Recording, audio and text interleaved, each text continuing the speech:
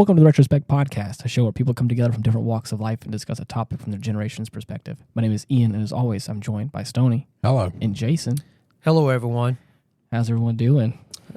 Pretty good. Pretty good. Yeah. I don't want to do this again, but this feels like it's also kind of like it's routine for us a little bit. It's during that time of year where like the first one or two rainstorms of spring happened around here in Louisiana, and man, it has been hot and humid, and it has not been fun these past few days. I walked outside and was like, man, the air is thick down here. It is hard to... There's definitely a lot. Well, I'm going to So tell you, bad. as far as running, I'm starting to feel Oh, I that. didn't think about that. Starting to feel that now. He's over here swimming. I've been. I've noticed. I know I ran Tuesday, and it was a. Yeah, that was some of the... I felt that. I felt that was the first time I really felt the heat. Mm-hmm. And of course, it's just going to get worse. Oh, of course. As But we're also... as we get into June. It's also that time of year too where I just don't know. I don't know the weather at all, really. Like yesterday, I went into work and didn't have an umbrella or like a jacket or anything or whatever, or raincoat. I mean, and I was like about to leave work, and it just starts pouring down, raining, and I was like, well, I mean, that's Well, you know, we have a saying here in Louisiana. Yeah, if you don't like the weather, wait 15 Exactly. minutes. Yeah, it'll change. It let up for a bit, and then I left. Mhm. So that's all I had to say at the top, because I was like, man, It's brutal I miss those. and it's going to get worse. I already missed those kind of. I mean, nice, it's nothing. I mean, I've run. I mean, there's going to be times. I mean, the air temperature is 90, 98, right. 99, and get heat index is some people think I'm crazy running out in those kind of temperatures, but I just think you're crazy for running. yeah, well, it's going to take a little time to get the body acclimated back to that sort of heat. Oh yeah. Again, just like it is when that first cold run. Yeah. It just drops. It's the same thing because your body's now you've been so used to these high temps, and all of a sudden, boom. Yeah.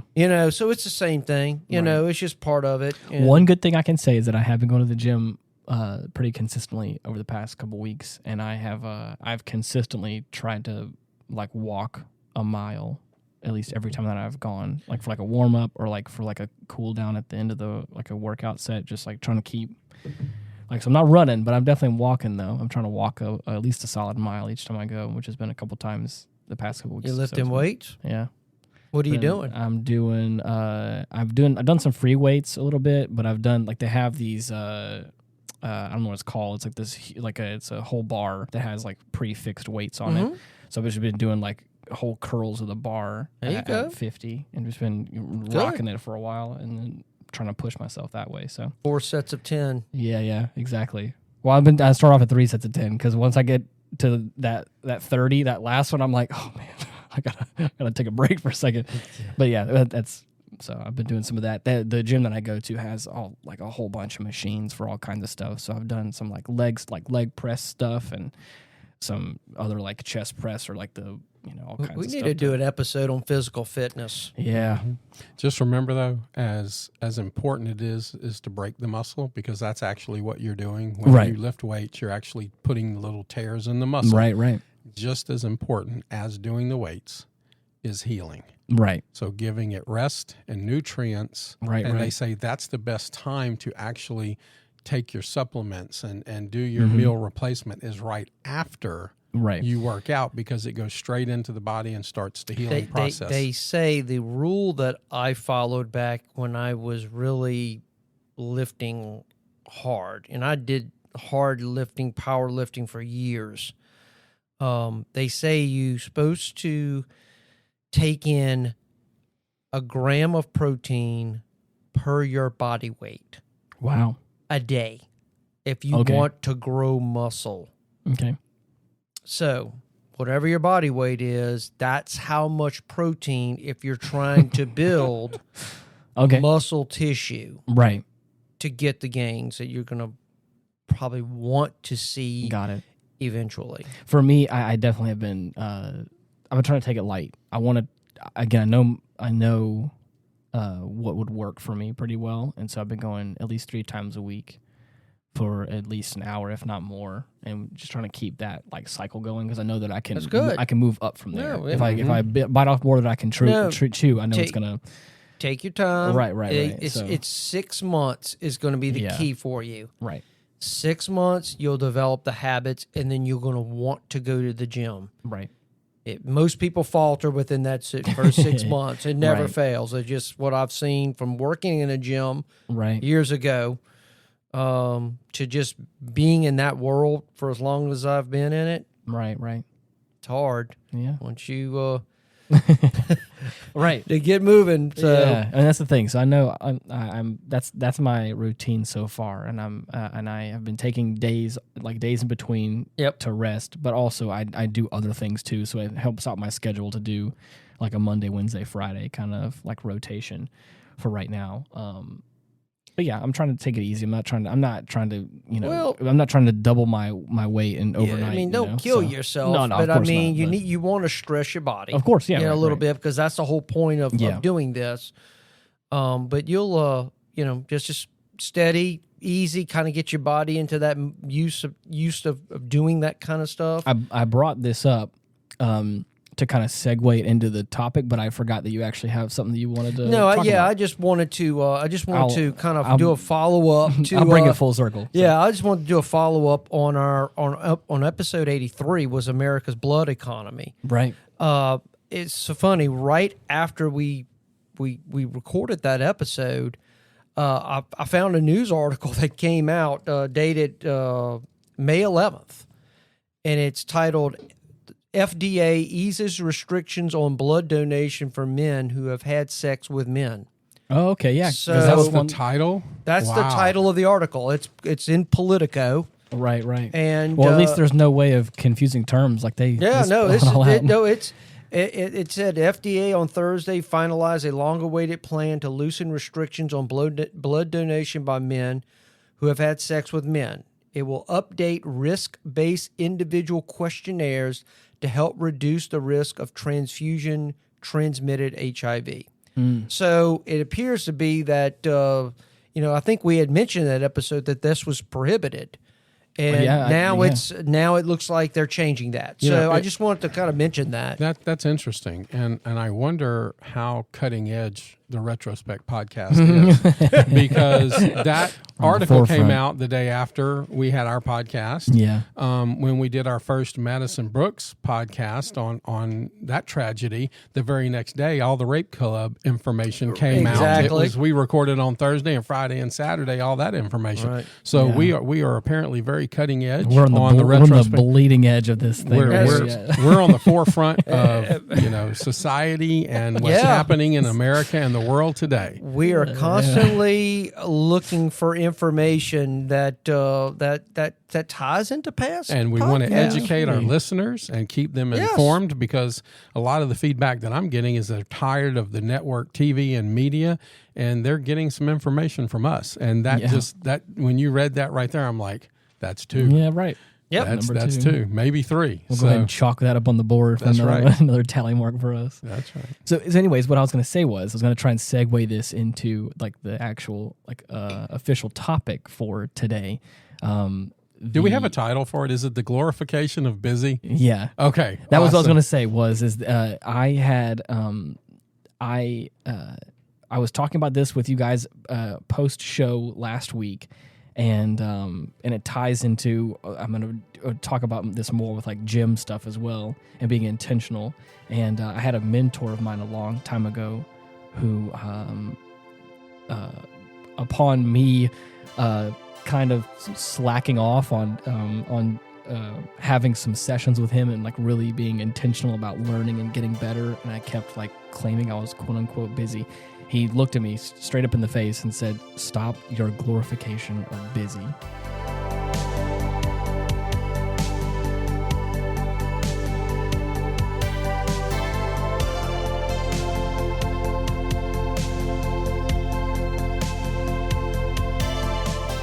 And I just wanted to talk about that for this episode.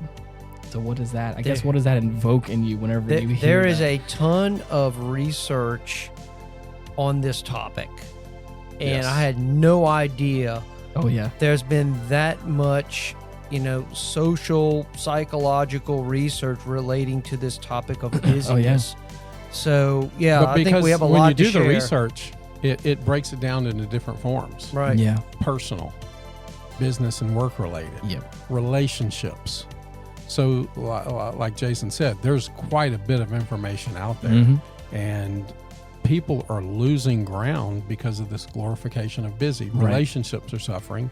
It costs businesses billions of dollars a year. And I have some statistics on that. That'll be good. And it's just crazy. So just if we can, before we get in the weeds here, just the continuation of the story was, this was a music mentor of mine. And he was really trying to teach me some good stuff, some good foundational work, and some good things that were really going to hone my skill as a musician. And I really appreciate him, because I know that he wanted me to get better, and he knew that I wanted to get better. I just had to get over myself to get there. And I think that's why he was being consistent about continually asking, to like reschedule with me. But I kept, at the time it feels like nothing, but it felt, now it feels like nothing. At the time it felt like something that was always going on. Either it was friends, or it was a girlfriend I had, or it was like stuff at my little part-time job, or whatever it was. And this mentor of mine, I know him well enough to know that he would not want me to out him, which is why I'm not saying his name or anything. So just saying he's a mentor of mine. He was being intentional about like continually asking me and like pushing me, because I know that he knew that the stuff that he was going to teach me was going to be really, really good and really beneficial for me.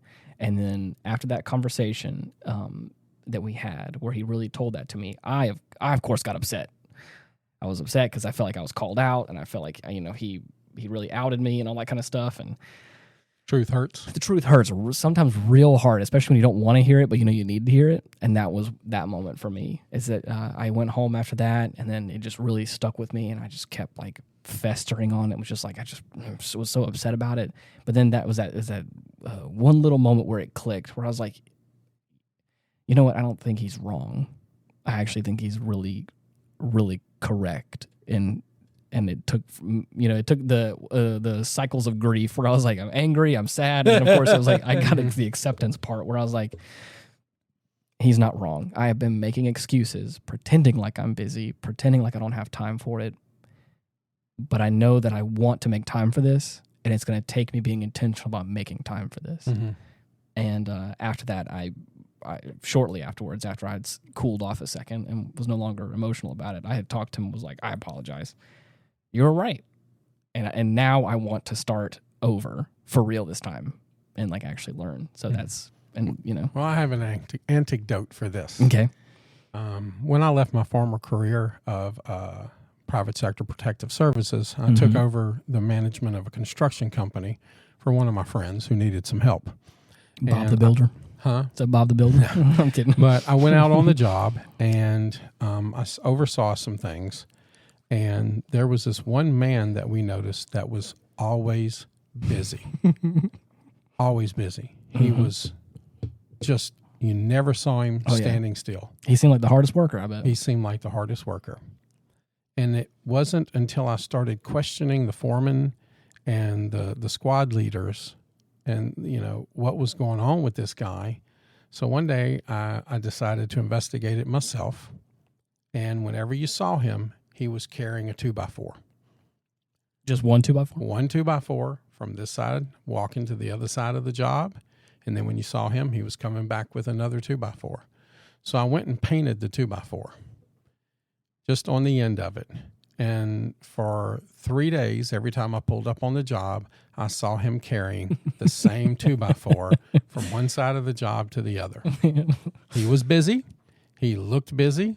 So everybody left him alone, and he was making $22 an hour at the time to carry the same 2x4. Yeah, he mastered the system. He had mastered the glorification of busy. Oh, yeah. Because no one bothered him because he looked like he was doing busy. Something. I'm deep in the middle of something. Sorry, I can't talk right now. I got to bring this 2x4 to that guy. You know, I actually found a definition of busyness and going through some of this stuff, and I mean, I'm sure there are other definitions that social scientists have come up with, but this is one I found. I thought it was pretty good. It can be defined as a state of having a lot of activity or of not being idle. You can be overloaded, overwhelmed, snowed, swamped, tied up, and stressed. Like snowed. You feel like there is not enough time for all the activities you're either committed to or want to do. Wow, so that's good. That was one, you know. But yeah, the question I would say is, are you busy or are you productive?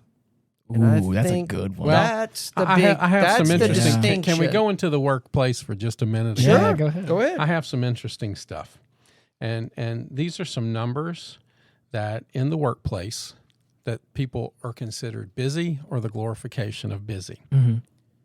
Non-essential meetings. How much time is wasted in non-essential meetings? A ton. Yeah. Okay, here's another one that's just... I'm guilty of that. We meet to meet. Yes. Yeah. We're going to continue to meet until we find out why we can't get anything done around here. Right. Or my favorite one is the beatings will continue until morale improves. Yeah. Here's another one. Excessive email checking. Okay, yeah. Okay. Right. Distractions from personal technology, internet surfing and social media. And this one they put fifth, which I think should really be a little bit higher, is procrastination. Oh, man. And we talked about that a little bit the other day, but here, let me throw this at you right here. Here's some statistics behind it.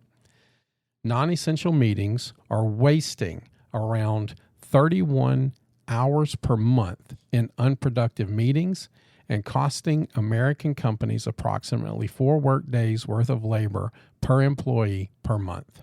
Oof. Wow. That's a lot. That's a lot. That is a lot. Excessive email checking, spending approximately 2.5 hours a day on email-related tasks, including non-essential emails, can result in significant production losses for the American companies. Distractions from personal technology, with employees dedicating up to 2 hours per day to personal smartphone use and social media engagement during work hours. Companies in America face potential losses in productivity. Internet surfing and social media. Average employees, on top of the other thing, are spending 1 to 2 hours per day on non-work related web browsing and social media. How about that? That's crazy. So let me lay this on to you. The cost of wasted time can be significant for American companies. For example, according to the study by Salary.com, cyber loafing, using the internet for personal purposes during work hours, cost American employees an estimated $85 billion per year. Wow. That's crazy. That's a lot of money. Well, I mean, I think that ties into the kind of work that people do now. It's, you know, I think they call it the knowledge economy now. Well, it's kind of like the guy going across with the board, okay? When people see you on your computer and you're going to turn your desk to where they can't see it, and everybody's really fast at hitting that button that changes the little screen on there. Oh, yeah. Well, how do you know what they're doing? You look busy, okay? You're typing, you're looking at stuff, and boy, you're squinting real close to the computer. You look real busy. But how productive are we? Exactly. That, to me, is the key. I mean, I think when people say they're busy, and I'm guilty of saying that myself, when people have come up to me, how you doing, Jason? Yeah. I've been busy. And I have to sometimes do a little self-reflection. Yeah. Am I really busy? Or do I perceive that I'm busy? Right. That is where I think the deeper meaning of this term needs to be looked at. Why do we feel we're busy all the time? And statistics show that. We work in longer hours. We're more in tune with social media. Emails are, now 24/7. We never really get away from work per se. Well, the work ethic has changed. Okay, I remember one time my dad worked at a chemical plant, and he goes, "I never take a dump at work. That's stealing from company time. That should be illegal." And I looked at him and I says, "Well, maybe if you took a shit more often, you wouldn't be so grumpy." And he backhanded me into the wall. But things have changed now. People have no problem going to the bathroom 3-4 times a day, spending a half hour on their phone. Things are just different now. Well, I mean, we this idea of we work hard. Why do we talk about the glorification of busyness? Why is that an ideal? Mm-hmm. Why do we hold that ideal in such high regard in Western society? I think I was going to say that. I think that's a really big thing with Western society in general, like in America specifically. I think that the reason we use the term glorification of it is because that's exactly what I think it is the more, at least in this day and age, like the earlier you get up and the more stuff you do and the more things you have,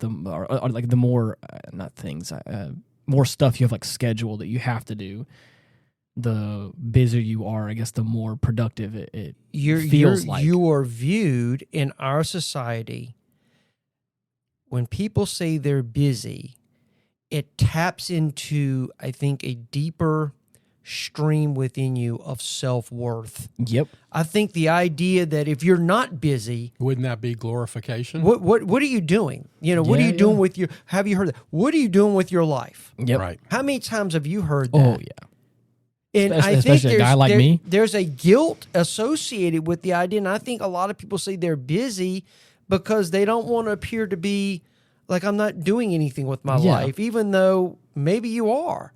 Maybe you're just more productive. You're just getting stuff done where you have a lot of leisure time. I mean, so. Well, that was the point I was trying to make earlier. Societal norms have changed. Shifting, the value, productivity, and achievements are different now because people don't see the same things as what's important on a job anymore. Before, it used to be, I need to do the best that I can for my company, and I need to help make them as much money as possible. Now it's, what can I get out of these people? And I don't care. As long as I get paid, I don't care.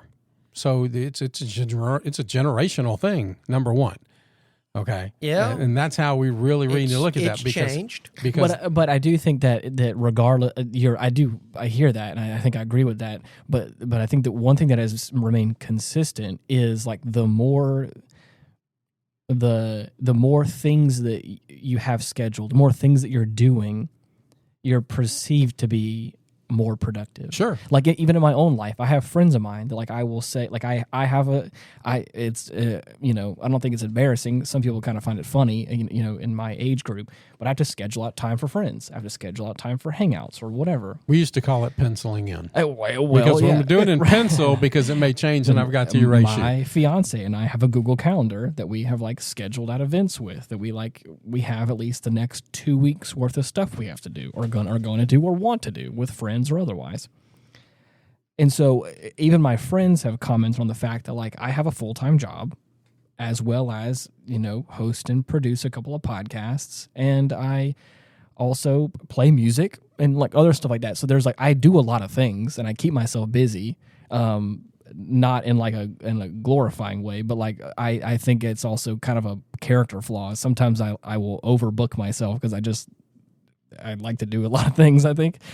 And I've had a lot of friends that are like, "Oh man, you do so much. Like, wow, you must be so productive." And it's like, yes and no, though. Like, I think I am productive, but then sometimes at the end of the day, there are some. I mean, we've even talked about it here, but like the pre-show, you've come into the house sometimes, especially during like the Easter season and stuff, where you were like, "How's it going?" I was like, "I feel like I could have done more." Like, and trust me, I've done a lot today, but like there's those days that I'm like, man, I just don't. I'm not gonna lie to you. I mean, like I was probably working too much, but I'm like, man, I just feel like I could have finished that project, or I could have got a little bit further in that one thing, There's a little saying that I think we've all heard it. Do you work to live, or do you live to work? There you go. And that's a radical way of looking at things, and that's a fine line for me. I feel like. I mean, yeah, yeah. I mean, is work is I would like to be able to live to work, right? Versus working to live. Yeah, I just think working to live sounds very depressing to me. It is. Yeah, but I feel like a lot of people are in that camp right now. I was talking to somebody. I was talking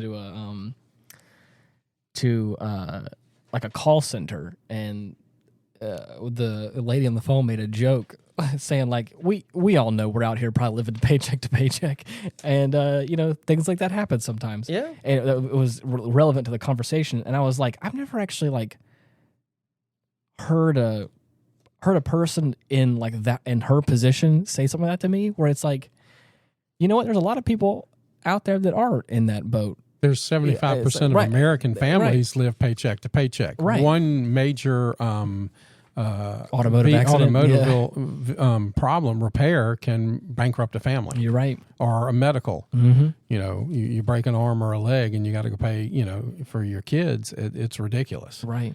So, and that's hearing that from her, I was like, man, that really puts all this into perspective a little bit, where you're like, I mean, yeah, you're not wrong. We're all out here. Feels like we're all living just to work, but it was also, it's so funny, but I mean, do people? I think some of this comes down to the reason we stay busy.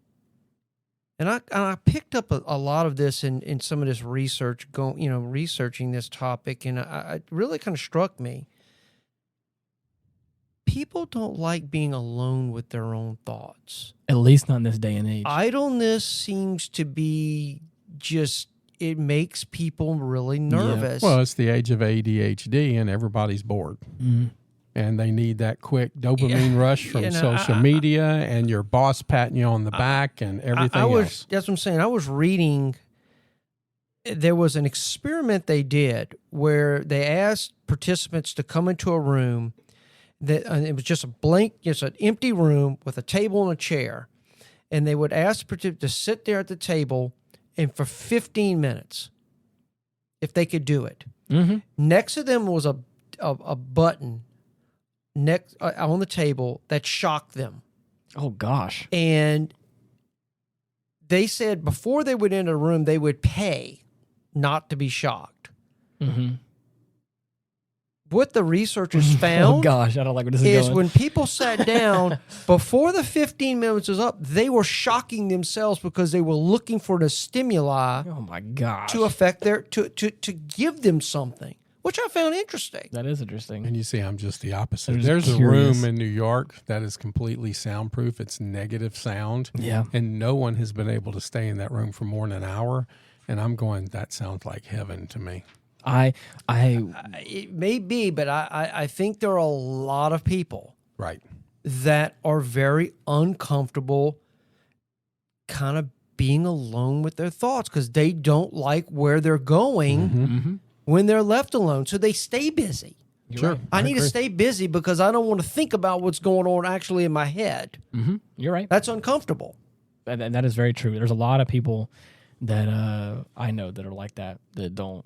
But that's a lot of people who aren't living a balanced life, and they're not happy with their life. And that's one of the things when you look at the glorification of busyness. In my research, I did. It seemed like a bit more on work-related stuff, but then there's the consequences of an unbalanced life. Where does this lead? Well, there are a lot of health-related issues. A lot of health-related issues for this. Emotionally, I mean, you're dealing with anxiety. You're stressed out. You're overwhelmed. You feel inadequate. Mm-hmm. You're frustrated. You're angry, lonely. I mean, there's a whole host of things that happen to you when you have a tendency of kind of overextending yourself. Yep. And then all of a sudden you can't accomplish all these tasks that you set out to do. And all that just that just makes you even more depressed. At that point, it becomes chronic stress. Mm-hmm. Yeah. It becomes you're living a chronic life of trying to keep up and do what you need to do that. And it becomes a chronic stress. Right. And that's painful. That's a poison for your body, number one. And as you age, that starts really affecting. It gets worse and worse. It gets now worse you got heart problems and all kind of, your organs start to. And I believe, to be honest with you, I believe that's one of the causes of cancer is a stress-filled life. And I have nothing medical to back that up. Right.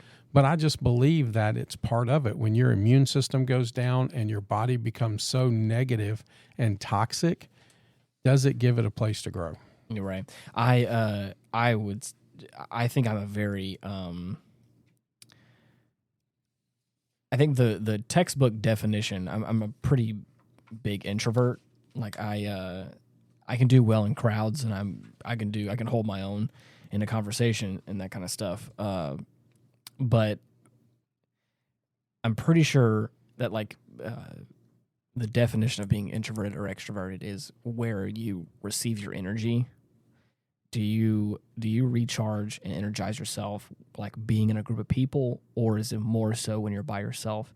And for me, man, there's nothing like at the end of the day, because I do a lot. I do think that there's a number of things that I do in a weekday period to keep myself busy, like legitimately.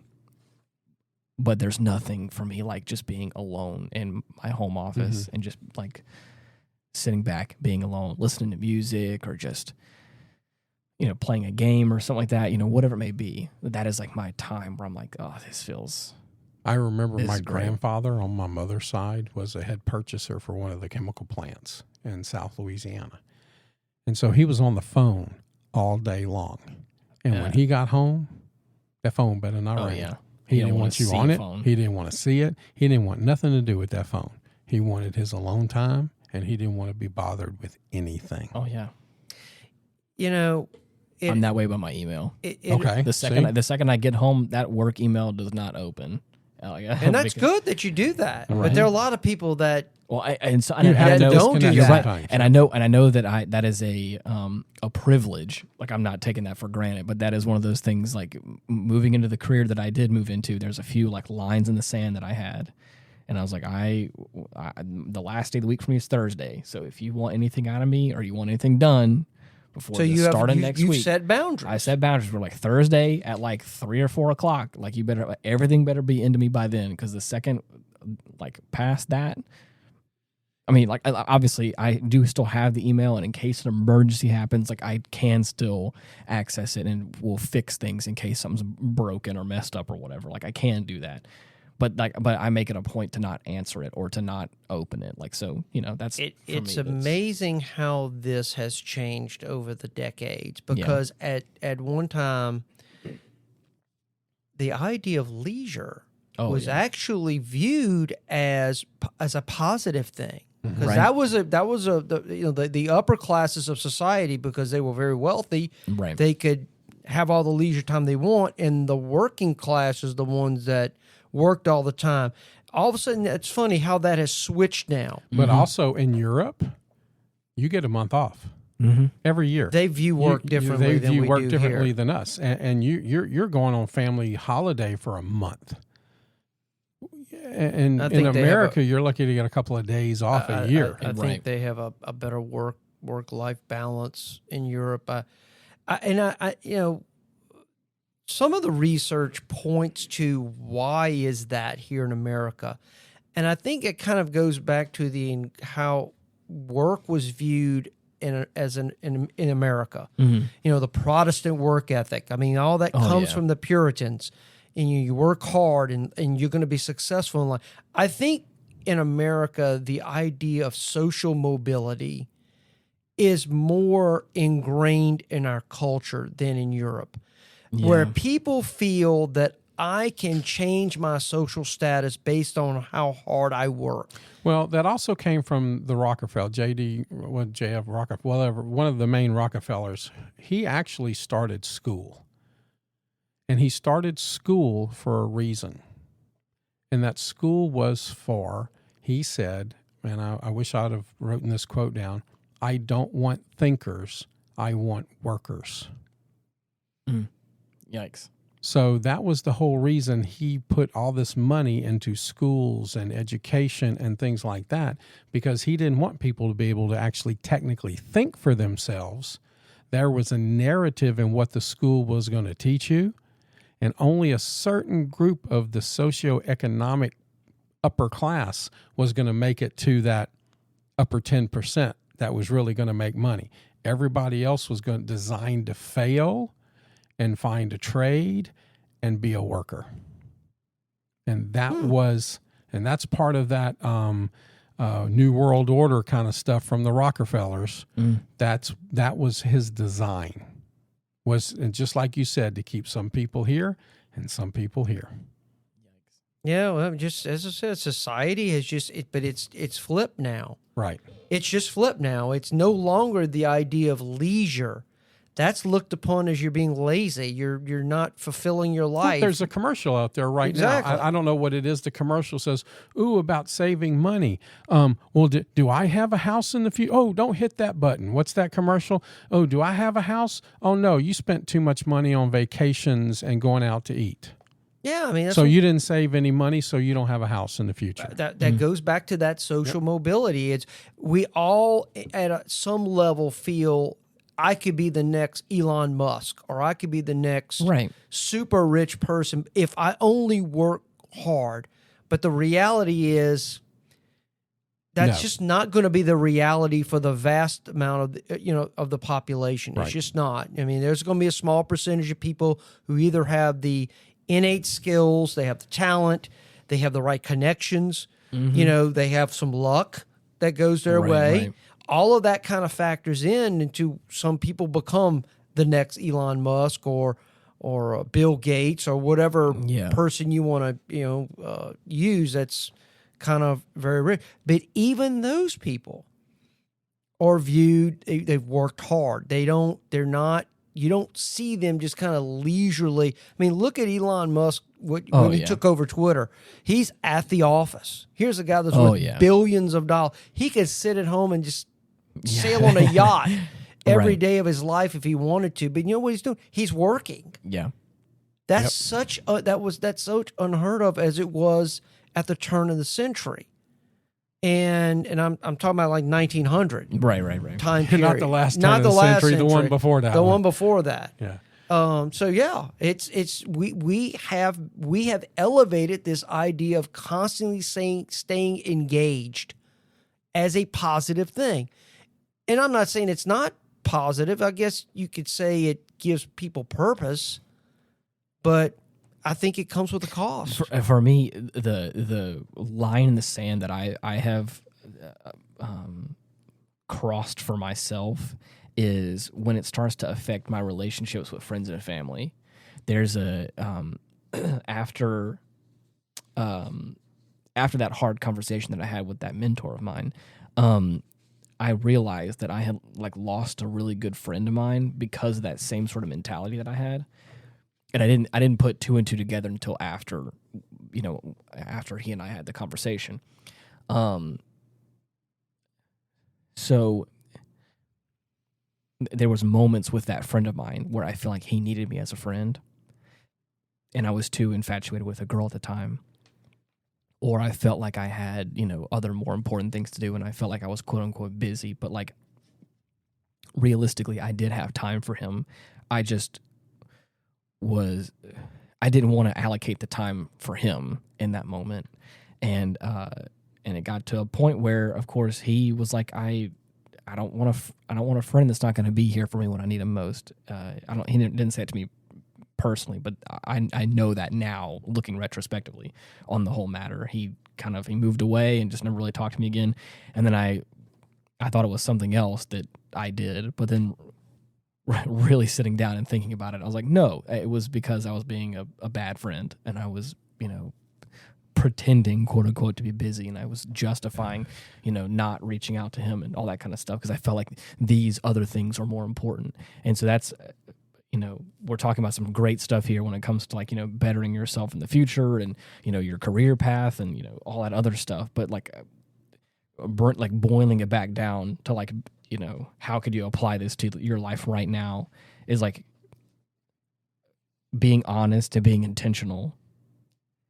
If you don't want to hang out with this person, if you don't want to get involved in, this, that, and the other, then just go ahead and say it, or don't get involved to begin with.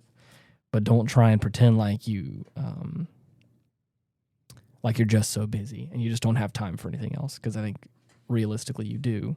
Because I think that once you start to apply that excuse to a few areas in your life, you can start to apply it in many different ways, many different areas. Where like, I can't go to the gym because I'm just so busy. And it's like, but you're not. You just don't want to go to the gym. Be honest with yourself.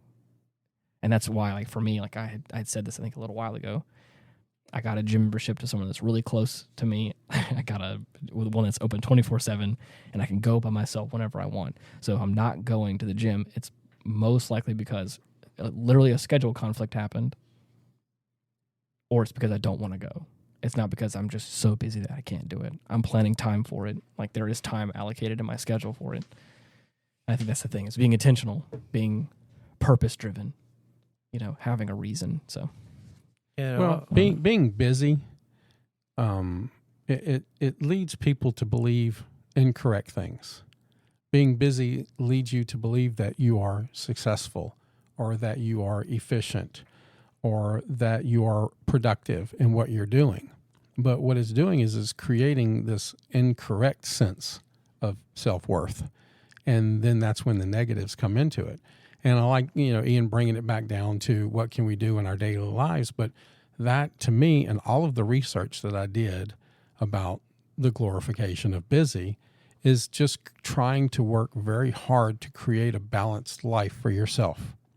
And in that balanced life, you need work, you need your friends, you need your family, and you need to be able to have some self-care in your life. And when you get away from those things, that's when all the negatives come in of not leading a balanced life. And that's the negatives to the glorification of being busy. We're fooling ourselves, and by the time we realize it, we're having a heart attack, or we lost a spouse, or we've lost a friend, or thought we lost a friend because of that, because we aren't just paying attention to the things that are important and just having a balanced life. We need to set all of these goals and realize that all of these things are important to us, not just being busy, but what are we really doing in our lives? And I like that Ian said, I have to be honest with myself. And that's really the core of this. Are we being honest with ourselves in this glorification of busy? Because once you, like I said, and that was what I was meaning by all that is, once you give yourself that inch, a lot of times you'll subconsciously take the whole mile. Once you start applying that excuse to one thing is when it starts to bleed over into other things, and you start to lie to yourself. And that's where I was at, whereas I believed that I was busy, then I had all these things to do, and I was like, I don't have time for this.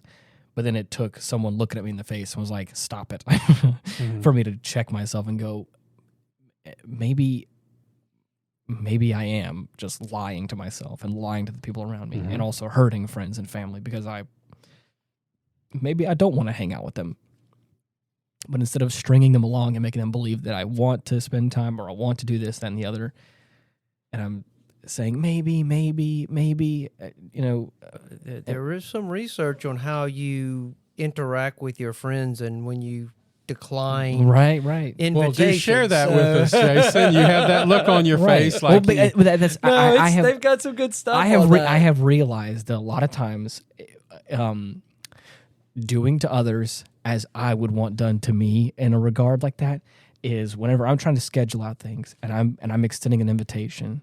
If you keep stringing me along with like maybe, maybe, I don't know, I'm not sure, I don't know.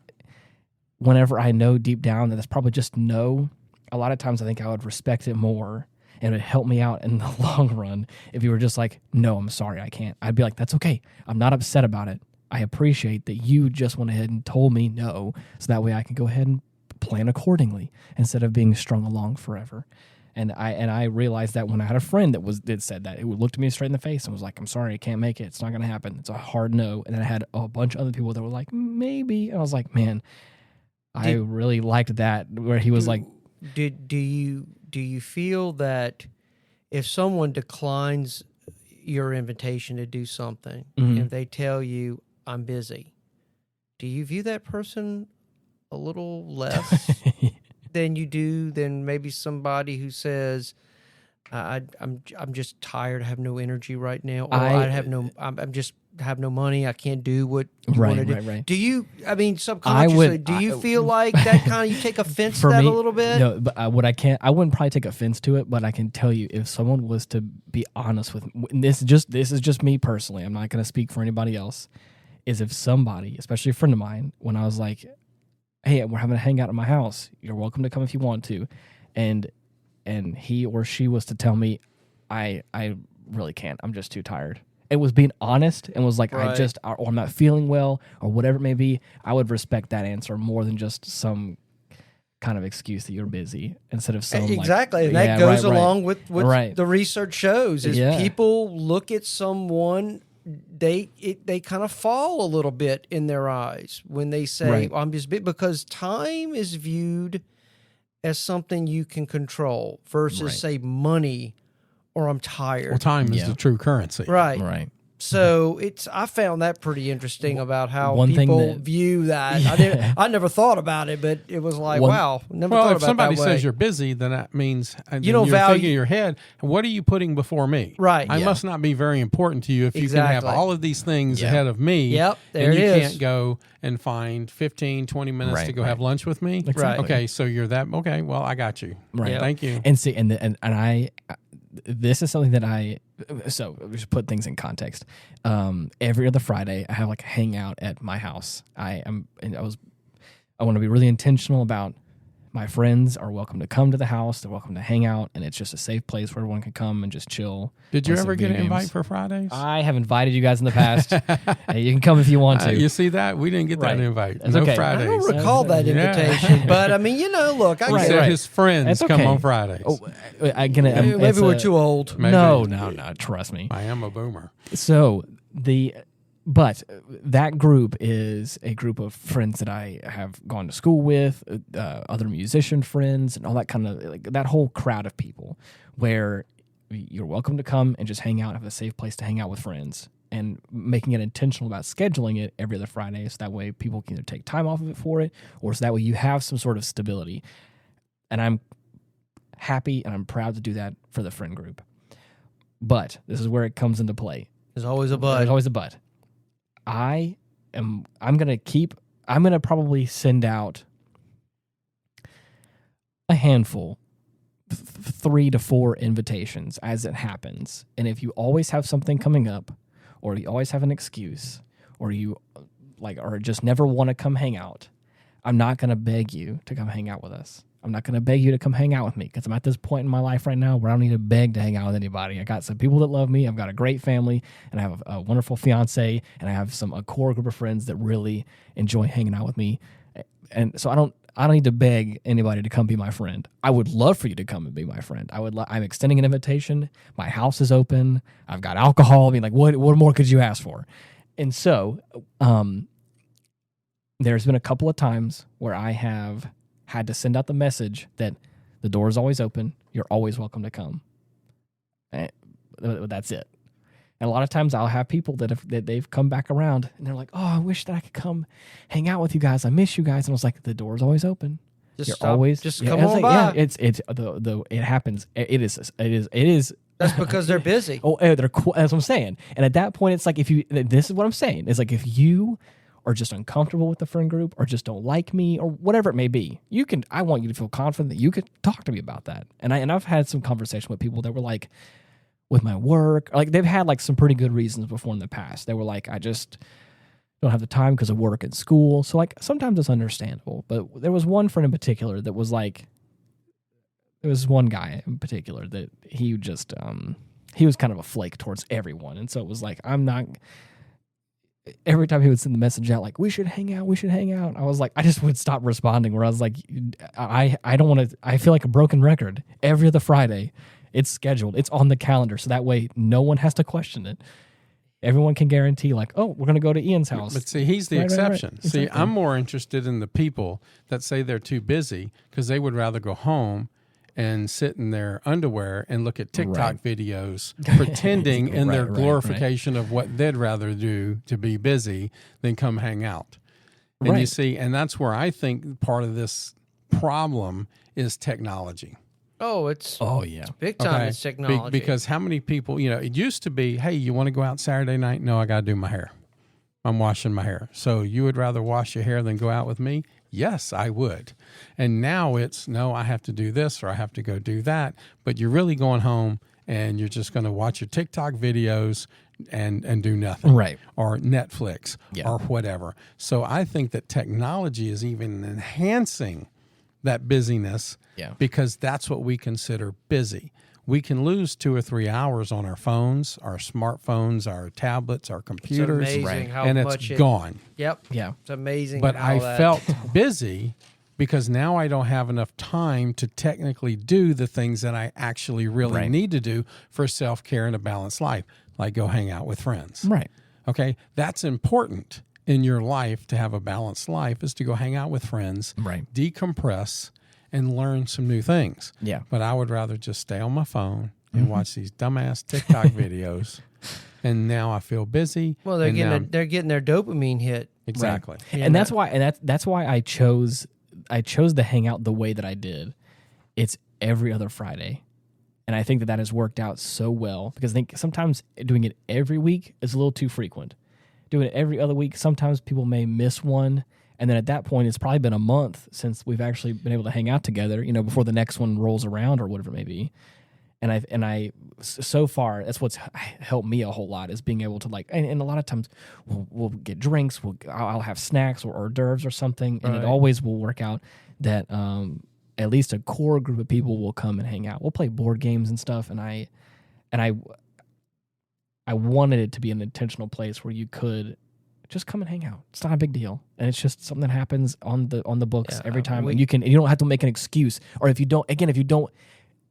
The reason why I chose it that way is if you want to hang out, there are opportunities for you to come hang out, and if you don't want to, it's probably because you just don't want to. But I think that's a symptom of the problem, because they say that some of the signs of an imbalanced life, such as chronic exhaustion, decreased enjoyment in activities, or strained relationships, those are byproducts of the unbalanced life. You're suffering the symptoms of other people's. You're trying to gain this balanced life. Right. You're trying to set examples. You're setting goals. You're trying to establish, and you're using technology to do that. You said you have your computer with your fiance Mallory, and you all schedule things out, and you're working toward that. Baby, let's go work out this many times a week. Right. Let's go out to eat this many times. Let's do this. A prime example was Mother's Day. Mm-hmm. Mother's Day happened on a Sunday afternoon, like it always does. And I wanted to be really intentional about getting my mother, her significant other, and my brothers together with Mallory and I and make dinner for them. And that we're all adults with schedules and lives and things. So I was like, we gotta schedule this thing out. Mm-hmm. So that's a prime example. But can it be even a form of jealousy?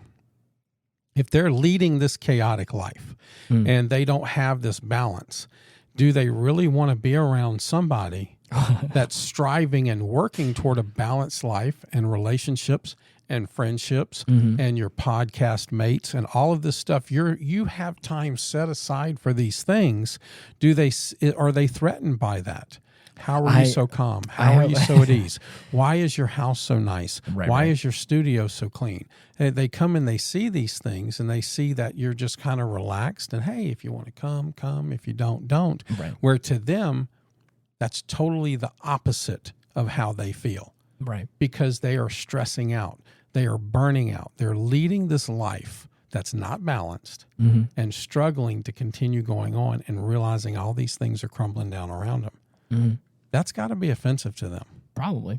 I mean, what do you think, Jay? You got all quiet all of a sudden. No, am I off the mark or what? No, I think you're on to something. I mean, we're all, as I said, I think we're all plugged in to our digital world now. Right. And it gives the impression that we're constantly just immersed in information. Mm-hmm. And I think it leads to a perception of busyness, because we really aren't busy. I mean, if we're really 100% honest, we really aren't busy. No, that's what I was saying. We're not. It's we think we are, in that thinking, that perception, as we all know, perception is reality. Yeah. And if I perceive I'm busy, guess what? I'm busy. Yeah. And then that shapes all my decisions down the road. And that's how I interact with people. Right. So you do get the invite to, no, I'm just busy, I can't. And all I'm doing is blowing 3 hours on my phone looking at TikTok videos or whatever the case may be. You don't have enough time in the day to do the things that are necessary, your laundry and things like that. And so you feel busy because you're not getting what you need done. That's what I'm saying. There's a difference between busyness and productivity. Yeah. Right. And that's why the episode is called The Glorification of Busy. People receive the best, I guess, feelings of satisfaction is I feel like I'm productive. Right. I actually accomplished something. How many times we've come home from work and you're exhausted, but you don't feel like you've done anything? Oh, yeah. I have not accomplished zilch. Yeah. And you just start adding that up day after day after day. That causes a lot of psychological problems. It does lead to burnout. Oh, yeah. Big time. Yeah. And a sense of failure. Yeah. I mean, you don't feel like you're accomplishing anything in life. And I think a lot of companies are kind of starting to get away from this idea of just busy to actually accomplishing something. What did you do? Right. Per se. Now, that can be hard to kind of make that happen, so to speak, because how to make it a tangible. lot of knowledge-based jobs, they're not like I'm making a product and I'm done with it and you see it, I'm finished with it. Okay, I see something. There's a material value there. There's a project and it is completed, like right. I mean, exactly. Some of this stuff is we just kind of go on and on with emails and this and that and everything else. And it's like, what did I really accomplish? Was there some tangible result at the end of this that gives us the satisfaction, that gives us self-worth? Well, that's actually one of the clues for a life, a balanced life, and that is, setting personal goals and aligning them with one's definition of success. Right now, people's definition of success is I'm too busy to do anything, so I must be doing something right. Exactly. Okay, no, you're not. So what can we really do to attain that goal? But our culture rewards that, though. Yes, it does. I mean, I was reading they did some experiments where they gave people Bluetooth headsets, like a phone type deal, and I have to go back and look exactly what it said, but between that and someone wearing traditional headphones listening to music, and they asked to rate who was perceived to be the, better. And guess who? It's the guy on Bluetooth. Even though it wasn't doing anything, they're pretty much doing the same exact thing, but because he looked busy and he looked like, oh, well, he's talking to people, he must be important. Yeah.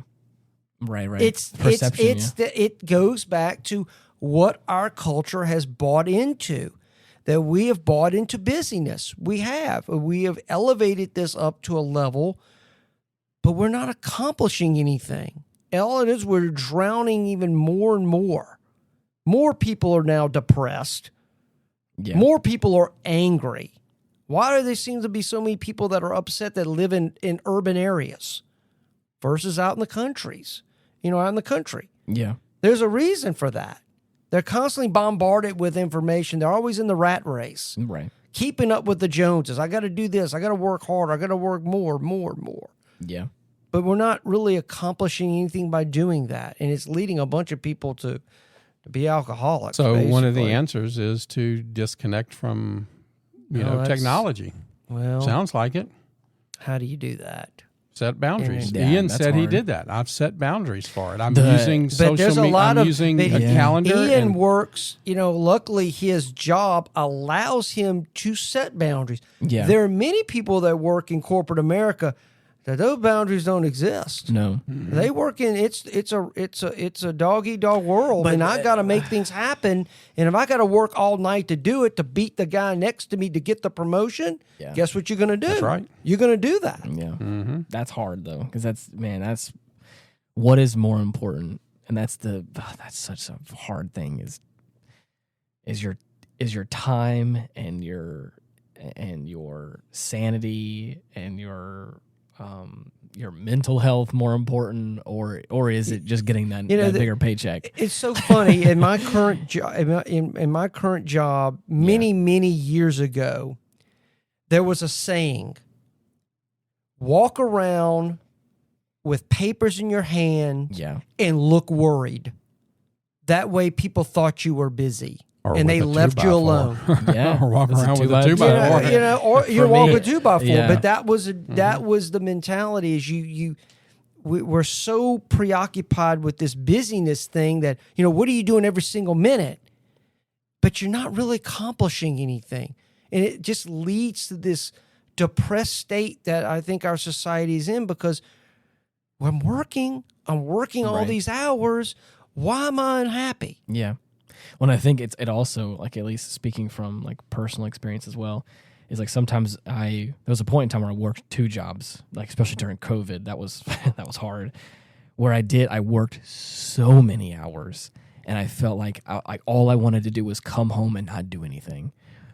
And that was my excuse, was like I felt so busy at work. I felt so burnt out because I was working so much and did so many hours, and also was like trying to keep the house at least decent looking, that like I came home and was like, I don't want to do anything. And that was and a lot, but the thing is, I made sure I wasn't lying to myself though, and saying that like I got other things to do whenever I just want to be alone.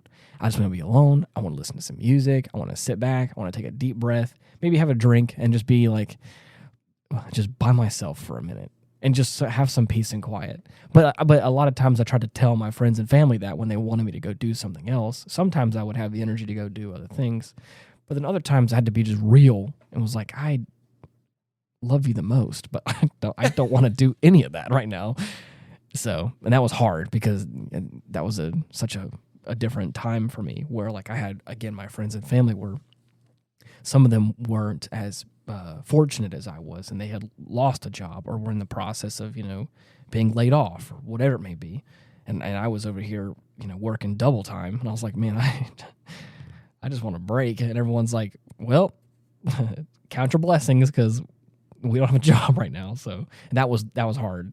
In a whole other way, in a whole other emotional way that's you can imagine. Yeah, I've got a study here that I was curious. This is just some statistics that I think that are fairly interesting. Mm-hmm. It says over the past few years, Americans have been working more. I said a 2014 Gallup poll showed U.S. adults typically worked 47 hours each week, and nearly 4 in 10 said they work at least 50 hours per week.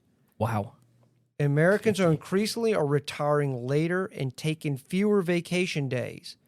A 2016 study indicates more people over the age of 65 are delaying retirement and continue to work into latter years.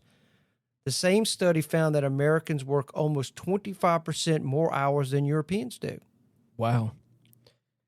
So it's a but now the total amount of work, which kind of leads into this other the total amount of work people work actually has not increased in Europe and North America. Really, no, because they're wasting time. What do we find out? You got 31 hours a month in wasted meetings. Yeah, modern parents who worry they're spending insufficient time with their children spend significantly more of it than those in generations past.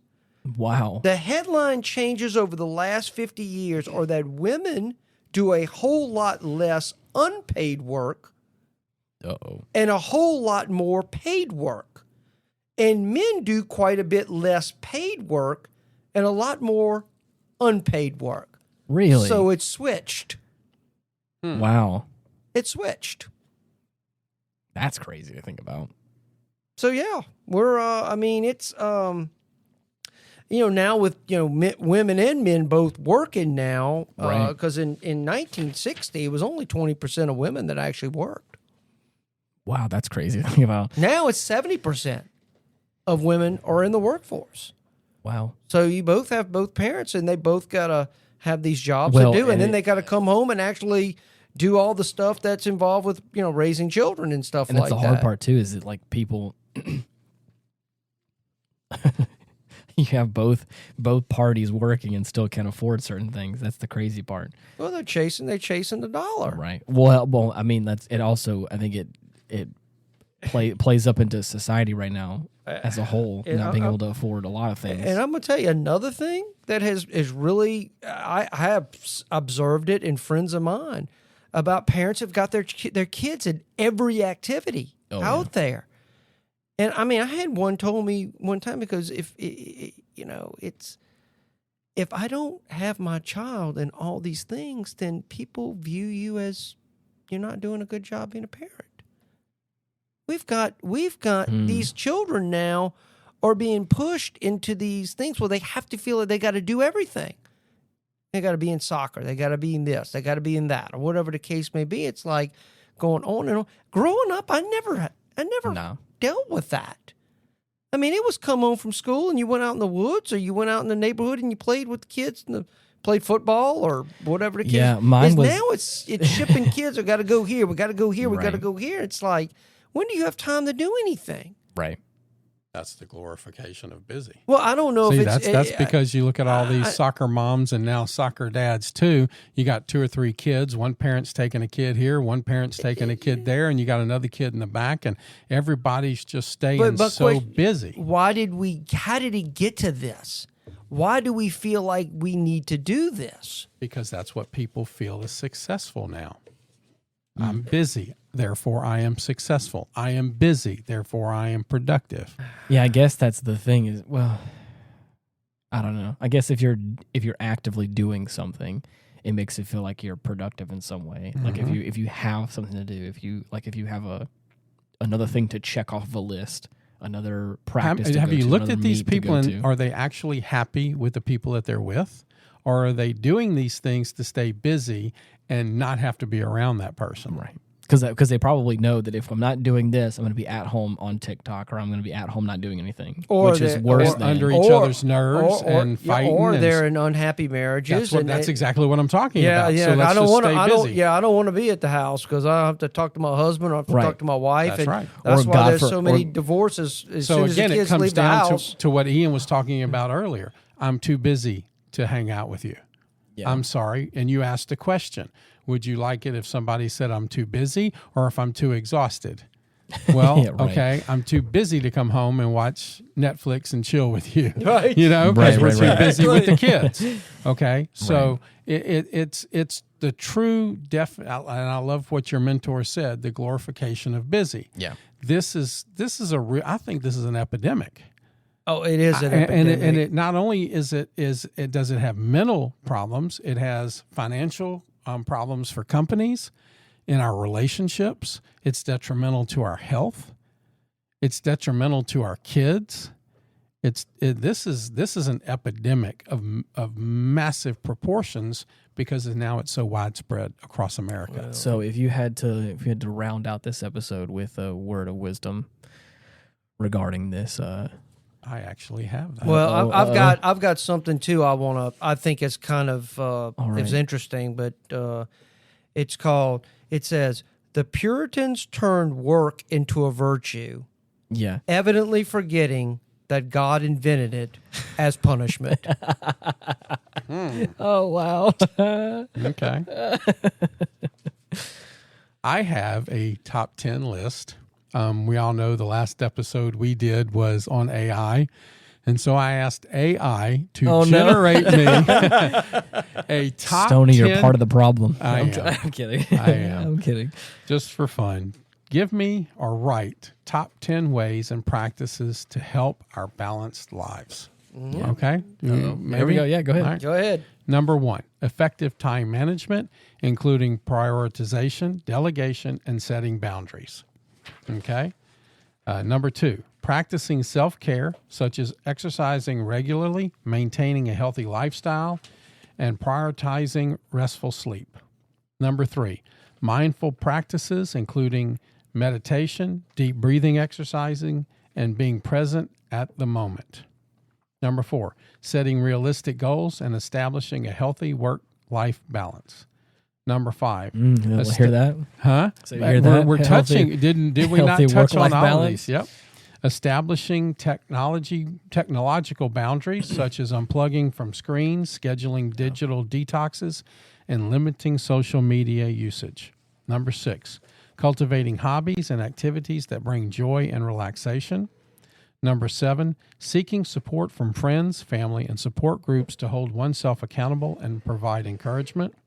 Number 8, reflecting on personal values and aligning work with purpose and meaning. Number 9, practice effective communication to set clear boundaries and manage expectations.